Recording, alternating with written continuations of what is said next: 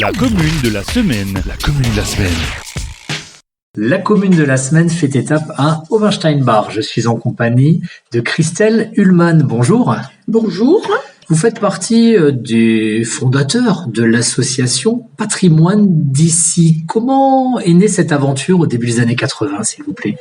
C'était une période assez dynamique, il faut dire, à l'époque. Et on était quelques-uns, de gens d'Obersteinbach, mais aussi des gens qui étaient déjà venus d'ailleurs à l'époque à Obersteinbach.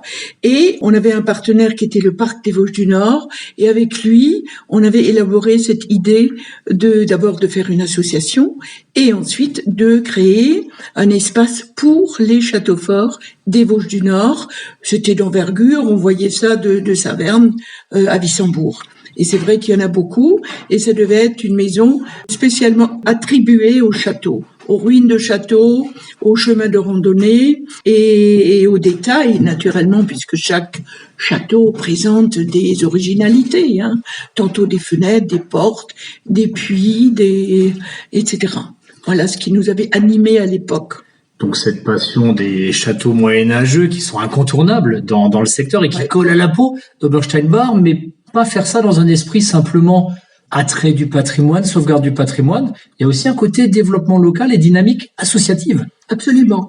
On s'est rendu compte, on aime beaucoup ce petit village, et naturellement, on s'est vite rendu compte que si on fait du château fort et si on appelle beaucoup de gens à venir ici, que ça ferait de l'activité économique et que naturellement, les hôteliers, les restaurateurs, les hébergeurs qu'on avait à l'époque, qui sont venus aussi petit à petit, on avait des choses déjà très originales. Je me souviens, on avait quelqu'un qui faisait des salaisons, qui était très connu. Et puis, à l'époque, on avait eu la chance d'attirer un chuchoteur à l'oreille du cheval, qui était Hoffmanns, avec sa ferme, avec ses fjords. Donc, on avait déjà des choses un peu particulières. Et donc, l'un avec l'autre, naturellement, donné un réseau économique important pour le village. Finalement, avec cette aventure qui se poursuit et qui est née il y a une bonne quarantaine d'années, vous faisiez ce qu'on appelle maintenant du développement local ? Absolument. On faisait du développement local sans être agent de développement. On était consciente que ça faisait partie d'un tout, que les gens ne venaient pas simplement dormir et manger, mais qui voulaient aussi découvrir la région. On faisait des visites commentées, être entraînés dans les châteaux forts sur des sentiers un peu originaux. On a fait des sorties flore avant.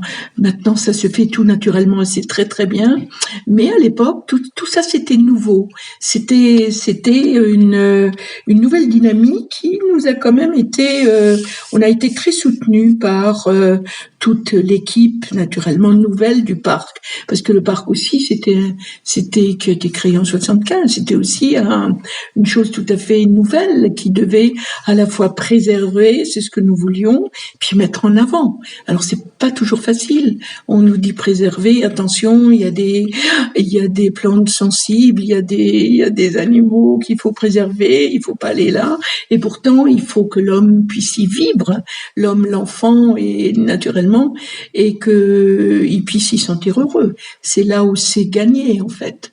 Votre association a aussi permis de redécouvrir des pans d'histoire qui avaient un petit peu été mis de côté, qu'on avait oublié. Parlez-nous notamment de la Malheur Colonie, cette colonie de peintres au féminin principalement, je crois. Oui, peintre au féminin, oui, c'est une très belle aventure. Évidemment, on avait plein de choses dans les cartons, on avait plein de choses, parce qu'on avait dans le village des aînés qui savaient beaucoup de choses d'avant, et on voulait aussi leur faire plaisir en faisant des animations qui leur tenaient à cœur. Alors cette Malheur colonie de peintres exclusivement pour femmes, a commencé en 1895 à Obersteinbach pour se terminer un peu tragiquement à la fin de la Première Guerre mondiale, où une frontière a été donc tirée entre l'Allemagne et la France, puisque essentiellement au début cette colonie de peintres venait de la région de Karlsruhe, d'un petit village de peintres qui s'appelle Grötzingen. Et naturellement, venir ici, c'était pas facile. Il fallait prendre un petit train, des malpostes. Enfin, il faut les imaginer, ces dames bourgeoises qui venaient s'installer. Elles sont venues pendant 20 ans et 2 fois par an. On a beaucoup de peintures. On a rassemblé des centaines de peintures de cette époque-là pour en faire une très belle exposition en 2017 et une deuxième en 2019 parce qu'on a eu ensuite des photos de cette époque-là. Donc il faut imaginer des premières photographies, 153 photos sur Robert Steinbach, s'il vous plaît, avec des anciens, des chevaux, des vaches, des paysans, c'était fabuleux. Et est-ce que le joli cadre de votre village n'a pas évoqué un petit peu, n'a pas allumé l'étincelle du romantisme, vous savez, comme dans la littérature allemande de cette époque, ou comme chez les peintres, certains musiciens. Est-ce que ça n'a pas été un déclic pour tous ces artistes? Absolument. C'était d'ailleurs le premier déclic, parce que celui qu'on appelle donc leur chef, qui était Franz Hein, était effectivement un personnage beaucoup romantique, mais même d'autres personnes, ça veut dire des archéologues, des chercheurs, venaient déjà dans ces ruines, dans ces châteaux forts à cette époque-là, les uns pour étudier, pour noter tout ce qu'on y trouvait encore, et les autres pour se laisser emporter par ce romantisme. D'ailleurs, Franz Hein lui-même, c'était complètement, il était transformé quand il a vu le Wasgau, ça veut dire ces forêts avec le Wasigenstein et tout, et c'est ça qu'il cherchait. Il a dit, quand il est venu, paraît-il, quand il est venu ici, c'est là où je devais aller pour que mon âme soit bien heureuse, quoi, disons. D'accord, il a trouvé l'inspiration vraiment à Obersteinbach.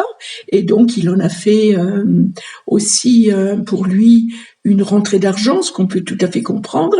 Et alors, ce qui est fabuleux, c'est que ces jeunes femmes, mais qui n'avaient pas accès à l'académie de peinture à l'époque, puisque c'était ouvert qu'aux hommes, eh bien, elles pouvaient ici avoir leurs ateliers, et on sait qu'il y avait des Strasbourgeoises, donc une qui est très connue, Sabine Hackenschmidt, et encore une demoiselle très connue, qui était une demoiselle de Dietrich, Amélie de Dietrich, qui vient de Niederbronn, a peint à cette époque-là, ici, avec ce groupe.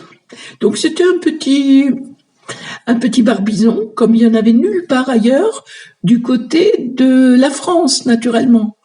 Mais en Allemagne, on connaît beaucoup plus de petites colonies de peintres. Donc c'est un passé riche, ce village de peintres, ces châteaux moyenâgeux. Mais tournons-nous également vers l'avenir, parce qu'il faut faire vivre tout ce patrimoine. Il y a actuellement des travaux du côté de la maison des châteaux forts, et je crois qu'il y a un projet avec votre association qui est présidée par Monsieur Lannoy. Il y a un projet, il y a une dynamique qui s'enclenche pour 2022-2023. Voilà. Alors on a la grande chance, nous, les membres fondateurs, il y en a quelques-uns qui ont tous atteint les 80 ans. Nous avons cette chance d'abord d'avoir un jeune président et quelques jeunes qui s'intéressent. Et nous voulons, parce qu'on saisit l'opportunité de la restauration de la maison des châteaux par la commune, ça veut dire de ce bâtiment, pour réfléchir sur sur comment on continue. Alors effectivement, les temps ont changé. Nous avions fait à l'époque beaucoup de permanences, on était présents, on expliquait, on faisait des visites commandées, etc. Aujourd'hui, les gens veulent apprendre beaucoup plus rapidement, ils sont plus rapides. Il y a des visiteurs à la fois en famille, il y a des solitaires, il y a des spécialistes, il y a un peu de tout.